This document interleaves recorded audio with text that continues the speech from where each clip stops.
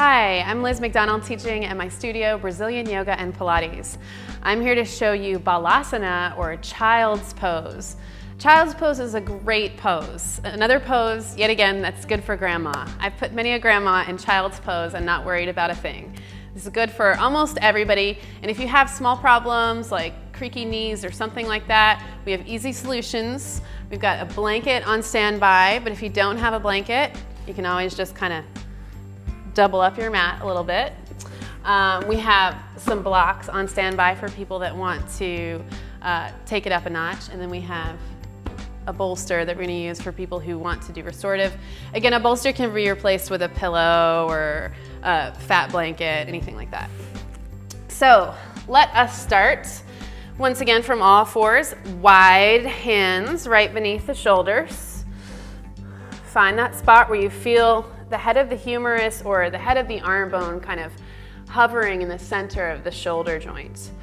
Take the knees directly underneath the hips, swish them back and forth again. Find a place that feels good.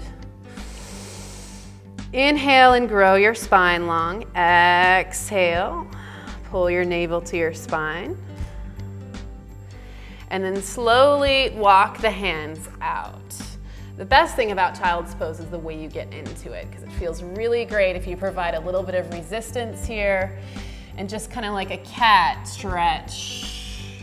Let it ripple all the way from the tailbone down to the fingers. Now this is actually lightning bolt pose or modified Child's Pose. So if this feels really yummy, you can definitely chill here for a little bit. But the classical pose is with the hands beside the feet. And then you can even get really kind of lazy about it and let the shoulders roll forward and let the heart melt forward. Let me squish the nose a little bit, but probably you won't be talking. Continue breathing. And you can stay here from 5 to 10 to 20 breaths. Child's Pose is really great, especially if you have a headache, because it's nice to just ground your forehead to the floor and kind of release some of the junk. If you have funky knees, you can either gather up your mat and make a little pad for it, or you can take the blanket across the mat. And now I would make it actually a little less thick. So about like so, and then you can do the same pose. Now, for those of you who are like, I want something different, let's spice this up. We're gonna grab some blocks. If you don't have blocks, you can use telephone books or thick books that you may have at home. You just want them to be the same height. Place them about where your hands are gonna go, and then start to kind of kitty cat forward, moving the blocks with you until you find that spot. This is gonna feel really nice if you get into it slow. Take the scenic route. Keep finding that long spine on your way down, and then just vertebra by vertebra, let them fall down, kind of like piano keys, all the way until you rest your forehead. Then press into the outer edge of your hand, or the pinky side, and see that you can kind of roll your shoulder blades around the side of your rib cage. Lift your head a few times and just feel all the space you have for your neck now. Inhale, once again, stretch forward, spacious ribs. Exhale, melt the heart forward. And stay in Child's Pose anywhere from 5 to 10 breaths if you're loving it. Of course, if you're on the brink of enlightenment, please just turn off the video and stay.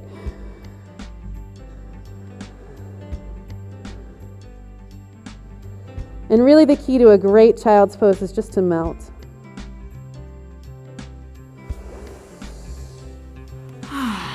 And then come on up.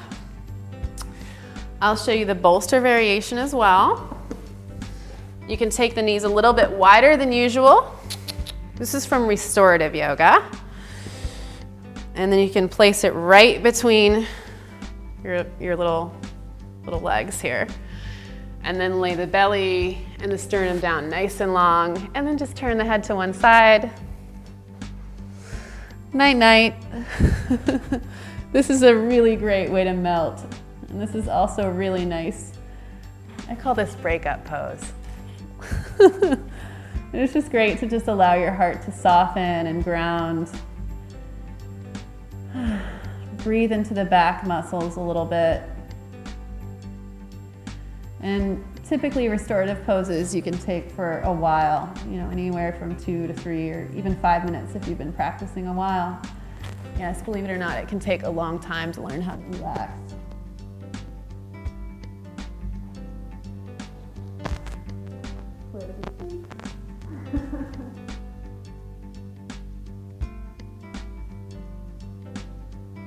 Something very comforting about child's pose. So if you need it longer, then please stay. But if you're finished, I'm Liz, teaching at Brazilian Yoga and Pilates. Thanks for watching Child's Pose.